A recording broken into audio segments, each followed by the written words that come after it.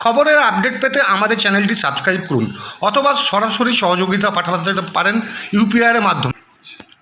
মঙ্গলবার 22 নম্বর ওয়ার্ডের বালামহাট অঞ্চলে প্রচার করতে বেরান বর্ধমান দক্ষিণের বিজেপি প্রার্থী মৌমিতা বিশ্বাস মিশ্র। বাড়ি বাড়ি প্রচার করেন তিনি। সেই সময় হঠাৎই তৃণমূল মহিলা সমর্থকদের বিক্ষোভের মুখে পড়েন তিনি। সেই এক্সক্লুসিভ ছবি দেখুন শুধুমাত্র খবর 7 দিনের পর্দায়।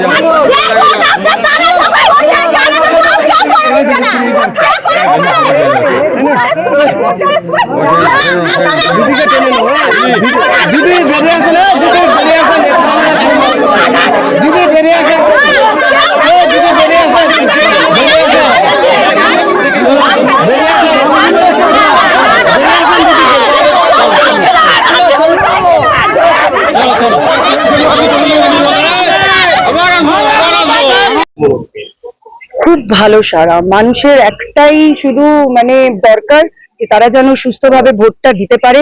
আর পশ্চিমবঙ্গে পরিবর্তন চাই সারা প্রত্যেকটা মানুষ, একদম বুথ স্তর থেকে আপনি সব মানুষের কাছে যাবেন।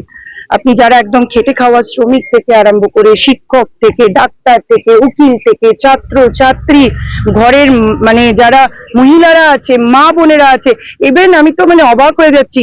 আমি তো ভাবতাম হয়তো খুব বয়স্ক মানুষরা অত খবর দেখেন না, মাসিমণিরা যারা হাঁটতে পারছে না ছুটে ছুটে বেরিয়ে আসছে, মা জয়ী হও মা, আমাদের সমস্ত আশীর্বাদ তোমার কাছে আছে।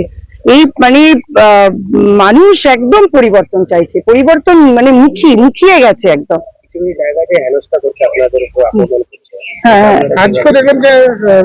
কিছু 2-3 মহিলা ওরা বলছিল, দেখুন ওরা কে না কে আমি সেটা জানি না, কিন্তু ওদের যেটা ক্ষোভ সেটা খুবই জাস্টিফাইড।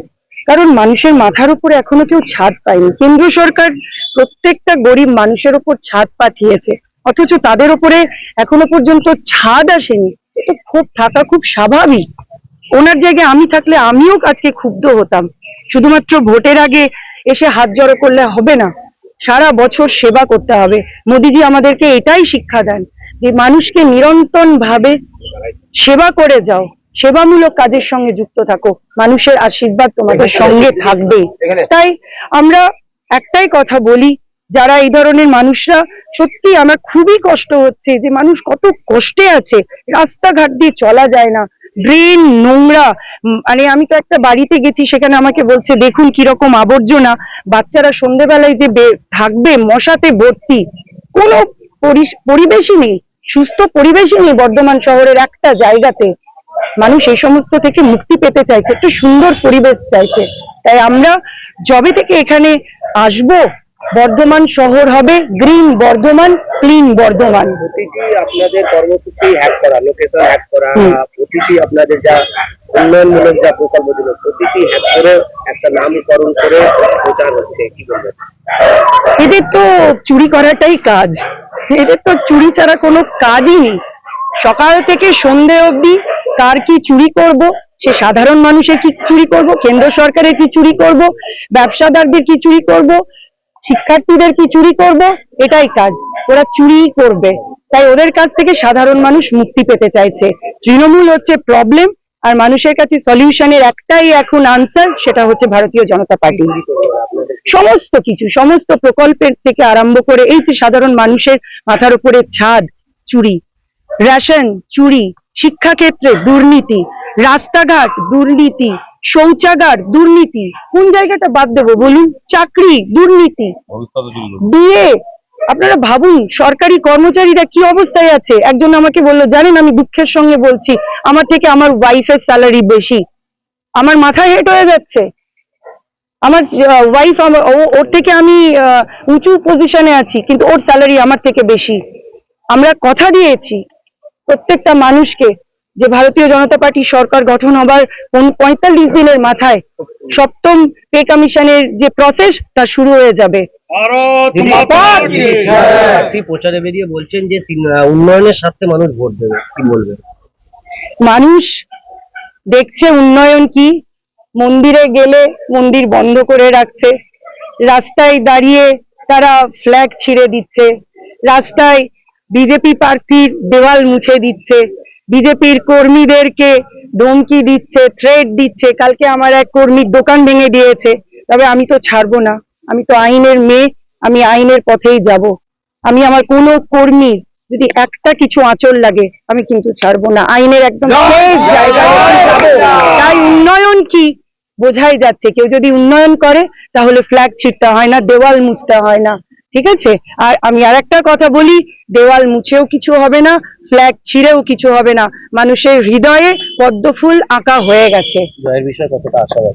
জয়ের বিষয় সাধারণ মানুষের জয় চাই, পশ্চিমবঙ্গের মানুষের জয় চাই, এখানকার আমাদের আজকে মা বোন, আমাদের আজকে ছাত্র ছাত্রী, যুবক যুবতী সকলের জয় চায়। তাই এই জয় একমাত্র মানুষের জয় এনে দিতে পারে ভারতীয় জনতা পার্টি। চকলেট দেওয়া ওটা কোনো কথা নেই, সে দিতেই পারে, বাচ্চাদেরকে দিক না, ভালোবাসা দিক, ভালোবাসা তো ভালোই। অবশ্যই সুন্দরভাবে ওপেনিং, গ্র্যান্ড ওপেনিং হবে। যাদের যাদের দোকান বন্ধ হয়েছে সেখানে ভারতীয় জনতা পার্টি সরকার গঠন হওয়ার পরে সে একা খুলবে না, গ্র্যান্ড ওপেনিং হবে, ঢাকঢোল বাজিয়ে ওপেনিং করব আমরা। ধন্যবাদ।